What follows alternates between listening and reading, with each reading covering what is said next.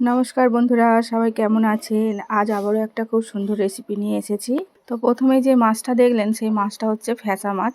তো ওই ফ্যাসা মাছের আজকের একটা খুব সুন্দর রেসিপি বানিয়ে আপনাদের দেখাবো। বন্ধুরা, ফ্যাসা মাছের ঝালটা আলু দিয়ে এইভাবে বানালে যে এতটা সুন্দর খেতে হয়, না বানালে বিশ্বাসই করবেন না। বন্ধুরা, এই ফ্যাসা মাছের ঝালটা যখন দুপুরবেলা গরম গরম ভাতের সাথে খাবেন, দেখবেন খেতে অসাধারণ লাগবে। তো বন্ধুরা, অবশ্যই করে এই রেসিপিটা একবার হলেও বাড়িতে বানিয়ে দেখবেন, এটা খুবই সুন্দর লাগে। আর ভিডিওটা প্রথম থেকে শেষ পর্যন্ত দেখুন, দেখে যদি ভালো লেগে থাকে তাহলে ভিডিওটা একটা লাইক আর চ্যানেলটাকে সাবস্ক্রাইব করে দেবেন।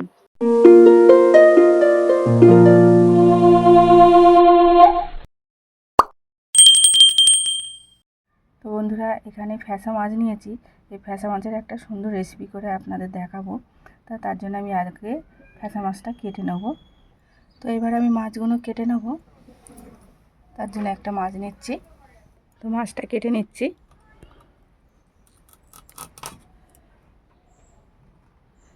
মাছের প্রথমে পাখনাগুলো কেটে নিচ্ছি।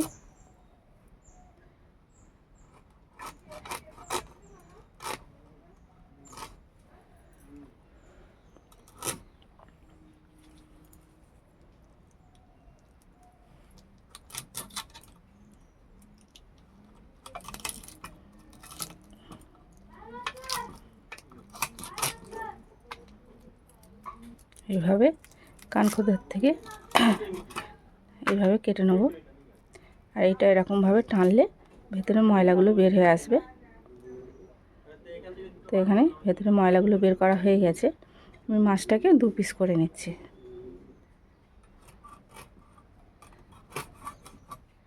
তো এখানে মাছটাকে 2 পিস করে নিয়েছি। দেখতেই পাচ্ছেন কত সুন্দর ফ্রেশ মাছ একদম।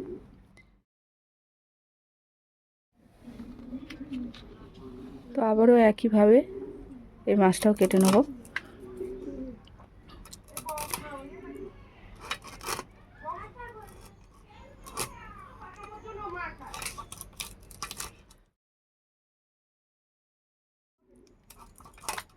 কাটা হয়ে গেছে।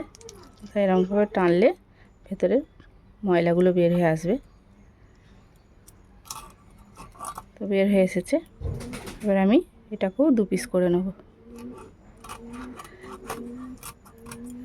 এটাকেও 2 পিস করে নিয়েছি। এইভাবে বাকি দুটো মাছও কেটে নেব।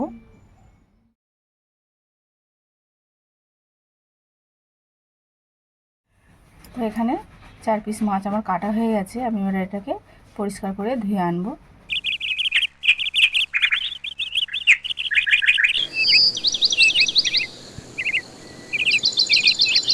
তো বন্ধুরা, মাছগুলো আমি ধুয়ে নিয়ে চলে এসেছি। এবার আমি এতে নুন হলুদ মাখিয়ে নেব। তা প্রথমে নুনটা দিচ্ছি। এবারে হলুদ গুঁড়ো আর অল্প দেবো, দিয়ে ভালো করে মাখিয়ে নেব। হাতের সাহায্যে ভালো করে মাখিয়ে নিতে হবে। এপিট ওপিট ভালো করে ঘষে হলুদ আর নুনটা মাখিয়ে নিচ্ছি। তো বন্ধুরা, মাছের নুন হলুদটা আমার মাখানো হয়ে গেছে। এবার আমি মাছগুলো ভেজে নেব। তার জন্য আমি উনানে কড়াটা বসিয়ে দিয়েছি। তো এখানে ফ্যাসা মাছের রেসিপিটা বানানোর জন্য আমি এখানে আলু নিয়েছি, টমেটো, ধনেপাতা, পেঁয়াজ আর 4টে কাঁচা লঙ্কা নিয়েছি। তো এখানে উনানে কড়াটা বসিয়ে দিয়েছি। কড়াটা গরম হয়ে গেছে। আমি এবার এখানে তেল দিয়ে দেবো। আমি এখানে সর্ষের তেল দিচ্ছি। তো এখানে তেলটা গরম হয়ে গেছে। আমি এবার মাছগুলো দিয়ে দিচ্ছি।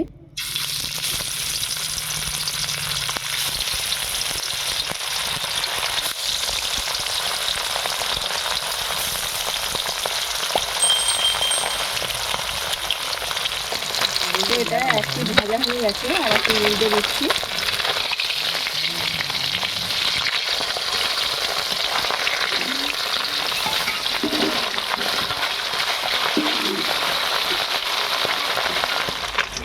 মাছটা দুটো ভাজা হয়ে গেছে, আমি তুলে নিচ্ছি।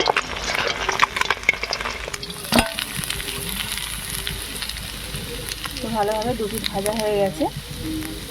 এবার বাদ বাকি মাছটাও একইভাবে ভেজে নেব।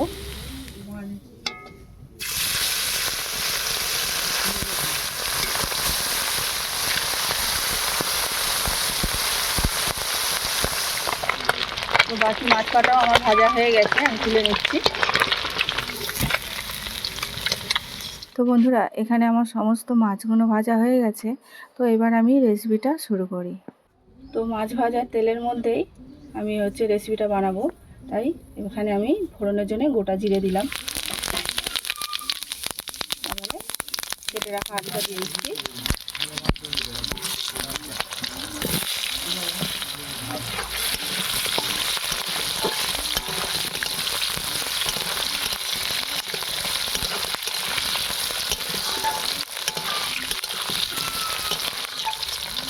আলুটা তেলের উপরে 2 থেকে 3 মিনিট একটু ভালো করে ভেজে নেব।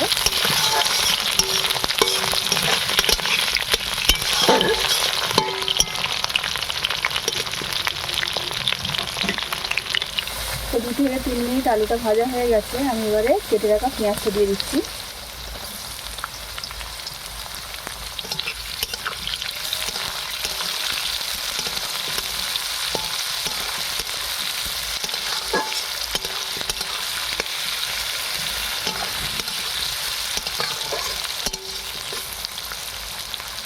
এবার আমি কেটে রাখা টমেটোটা দিচ্ছি।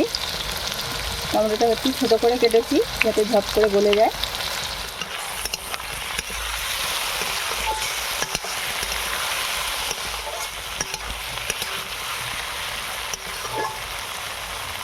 এবার এক এক করে আমি সমস্ত মশলাগুলো দিয়ে দেবো।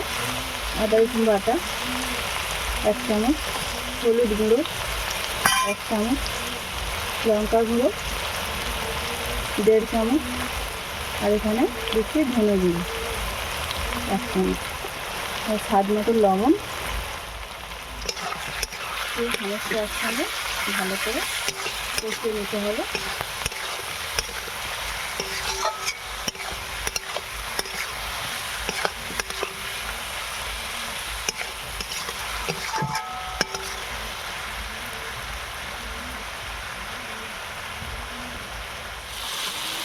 তো সমস্ত মশলাগুলো একসঙ্গে কষানো হয়ে গেছে।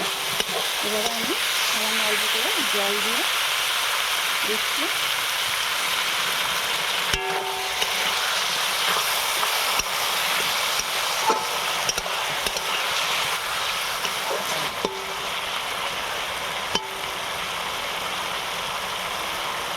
আরও 1 থেকে 1.5 মিনিট নিচ্ছি।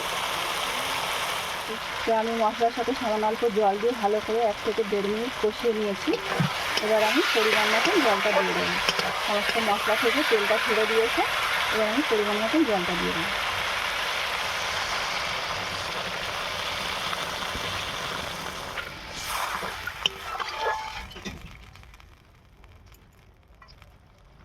এবার আমি ঢাকনাটা দিয়ে 10 মিনিট জাল দিয়ে নেব।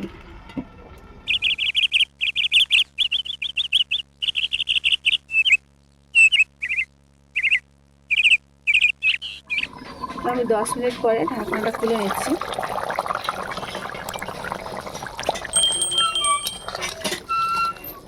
এবার আমি ভাজা মাছগুলো উপর থেকে দিয়ে দিচ্ছি। এখানে সমস্ত ভাজা মাছগুলো দিয়ে দিয়েছি।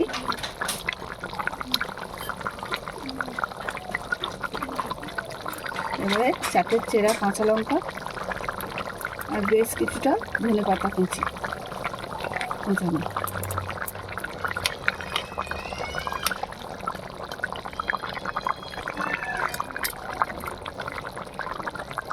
আবার আমি কিছুক্ষণের জন্য ঢাকনাটা দিয়ে রাখছি।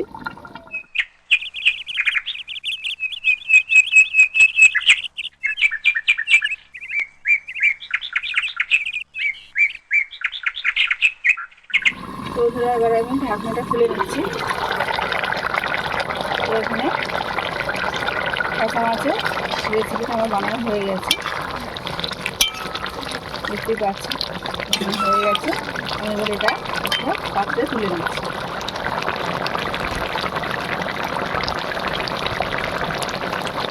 তো বন্ধুরা, দেখতেই পাচ্ছেন এখানে ফ্যাসা মাছের ঝালটা রেডি হয়ে গেছে। কত সুন্দর দেখতে লাগছে, তেমন খেতেও এটা অসাধারণ লাগে।